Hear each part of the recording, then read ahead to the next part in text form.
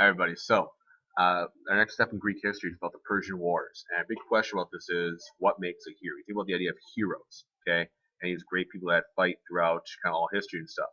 And actually, where hero comes from the Greek historian Herodotus, who is basically our first ever modern historian. He was a guy who actually used primary sources, talked to people who actually were in battles, those kind of things, to write the history of the Persian Wars, and basically describes this whole thing as a big battle between good and evil, between Greek freedom and Persian tyranny.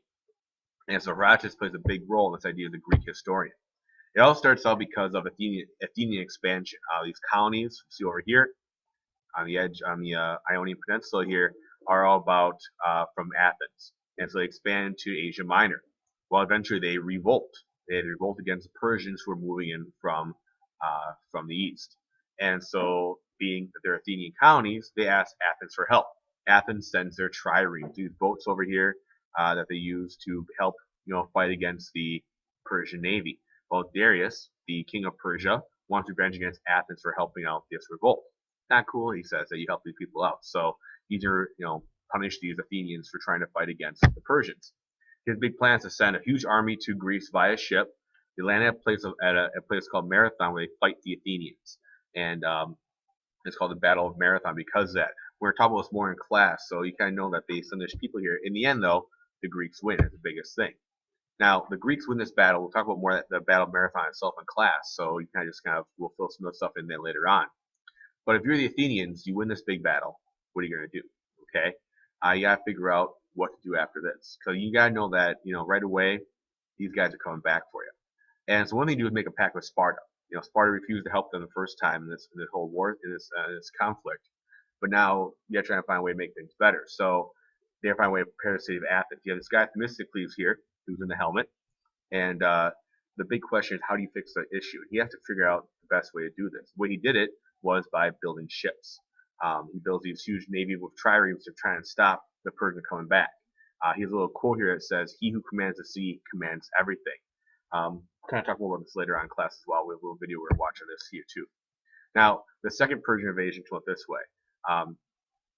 After Darius is defeated at Marathon, it's like a huge slap in the face for the Persians. And Xerxes, the son of Darius, comes back. He wants revenge. He builds this huge army. We're talking army that is said to shake the ground when it walks, drink rivers dry, stretch back for miles.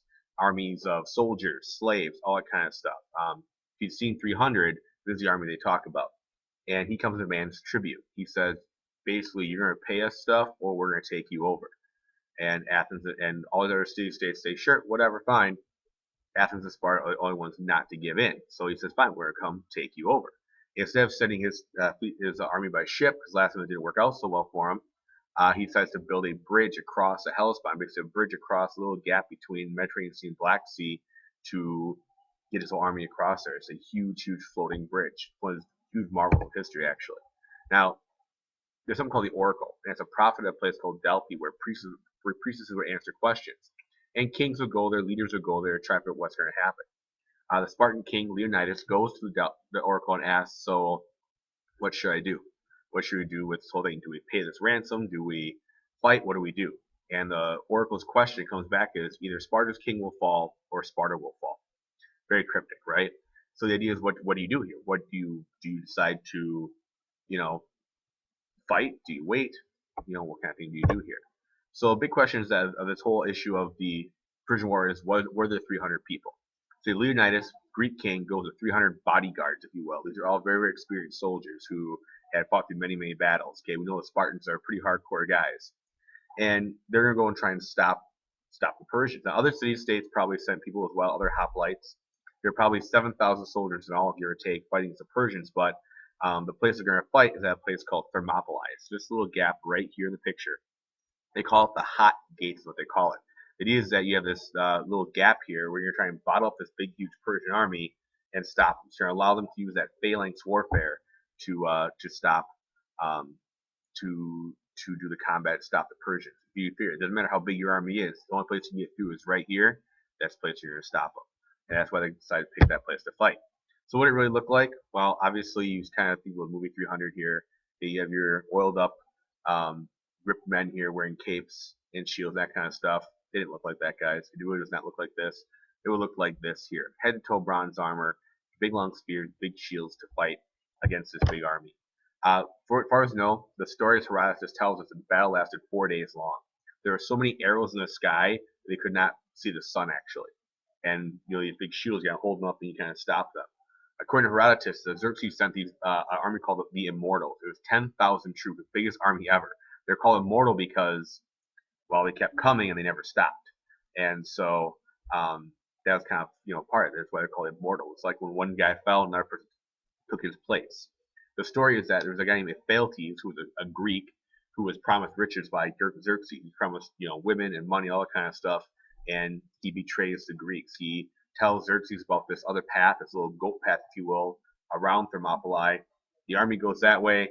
Leonidas and the Spartans, are abandoned or to stay, whoever it was. And 700 or so people stay, and they basically hold off here until the end of the battle. They basically save the story. Suppose there was one Spartan who was told to leave because he was injured, couldn't fight, and at the next battle he requested to be in the front row, so he surely could die, because as a Spartan, it was better to die in battle than to come home. The idea of either you come home carrying your shield or you come home being carried upon your shield. Now the story was told by the Thebans who left early. They told the story to Herodotus, and basically this delaying action saves Athens. It delays Persia. They can evacuate the whole city of Athens.